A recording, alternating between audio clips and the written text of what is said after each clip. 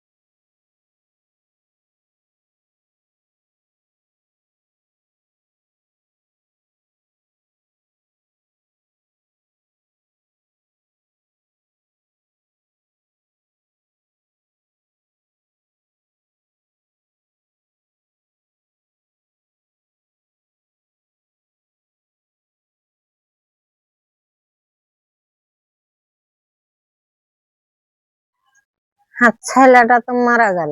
ধরো দোকানে, দোকান পাশারও তো সেরকম হয়ে গেছে, কিছু নাই, বাড়ি ঘর নাই, মাওড়া ছেলে লিয়ে, বিধবা বহু লিয়ে ধরো যে খাচ্ছি। কি কহে যে তারপরে ধরো স্বামীটাও মারা গেল, আর তো কিছু নাই রে বাবা, কিছু নাই। তো বহুটা সংসারটা চালাই, এভাবে খাচ্ছি চাইহা চিনতে ধরো যে। তাছাড়া কোনো পথ নাই, হারবে ছেলের নাই, স্বামীও নাই, কোনো খাটার লোক নাই, কেউ নাই হারবে।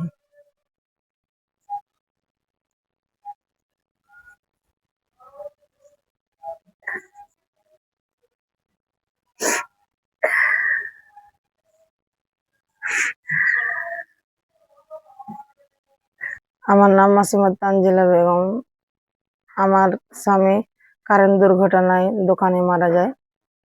স্বামী মারার পর বড় দুটা মেয়ে, একটা 10 বছর, একটা 4 বছর, স্বামী মারা যায়। ওই অবস্থায় আমার শ্বশুর আমার শাশুড়িকে নিয়ে খুব কষ্টে দিন যাপন করতে হয়। আমিও শারীরিক অবস্থা অসুস্থ মানুষ। ওই দোকানটা আমার স্বামী রেখেছিল, ওই দোকানটায় টুকটাক করে চা বেচে, পান টান বেচে কোন রকম অবস্থায় ট্রেন করতে করতে কাটিয়ে যাচ্ছি। আস্তে আস্তে শারীরিক অবস্থা নিজেরও খারাপ যাচ্ছে। দোকানটাতে আমার মালমাত্রা নাই, নিজেও করতে পারি না অসুস্থ অবস্থায়। অর্ধেক দিন দোকানে অসুস্থ হয়ে যায় বিভিন্ন ভাবে অবস্থায়। মানুষই আমাকে দোকানটাতে সহযোগিতা করে কোন রকম দিন যাপন করি। চাল ডাল নিয়ে মেয়ে দুটা শাশুড়ি শ্বশুরকে নিয়ে খাই। এখন আস্তে আস্তে এমন অবস্থা যে মেয়েটা বড় হয়েছে, বড় মেয়েটা লেখাপড়া করাবো তার মতো অবস্থা নাই।